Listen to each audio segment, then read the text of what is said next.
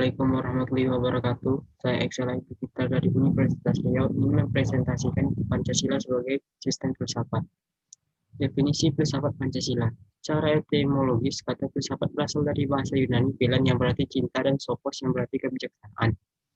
Susunan isi arti sila-sila Pancasila meliputi 3 hal, yaitu isi arti Pancasila yang abstrak umum universal, 2. Isi arti Pancasila yang umum kolektif, 3. Isi arti Pancasila yang khusus konkret. Fungsi Pancasila sebagai dasar filsafat negara dan sebagai pandangan hidup bangsa Indonesia. Asal mula Pancasila sebagai ideologi. Asal mula terbentuknya Pancasila sebagai ideologi bangsa dan negara Indonesia dapat ditelusuri dalam proses pembentukannya, yaitu 1. Kausa materialis, 2. Kausa formalis, ketiga kausa efisien, 4. Kausa finalis. Pancasila sebagai ideologi bangsa dan negara Indonesia. Istilah ideologi berasal dari kata idea yang berarti gagasan, konsep, pengertian dasar, cita-cita, dan logos yang berarti ilmu.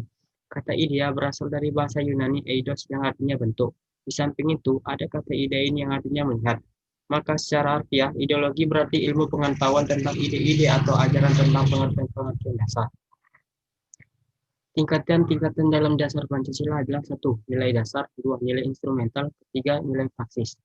Pancasila sebagai jati diri bangsa Indonesia.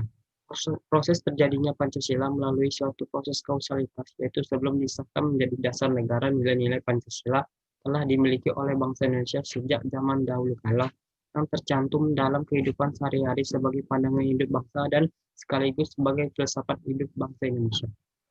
Sistem filsafat merupakan suatu sistem pengetahuan dan pengertian yang terdalam serta menyeluruh sehingga bersifat universal. Pancasila sebagai asas persatuan dan kesatuan bangsa Indonesia. Bagi bangsa Indonesia, sebagai suatu bangsa memiliki ciri-ciri sebagai berikut. 1. Dilahirkan dari satu nenek moyang, sehingga kita memiliki kesatuan darah. 2. Memiliki satu wilayah di mana kita dilahirkan. 3. Memiliki satu kesatuan sejarah.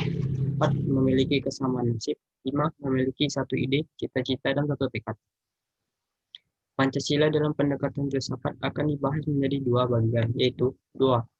Nilai-nilai yang terkandung dalam Pancasila, 2. Perwujudan nilai Pancasila sebagai norma bernegara.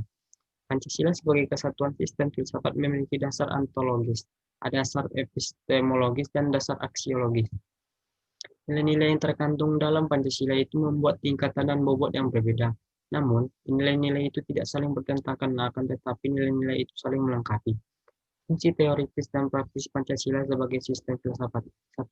Fungsi teoritis Pancasila sebagai sistem filsafat. 2. Fungsi praktis Pancasila sebagai sistem filsafat. Terima kasih telah menonton video ini.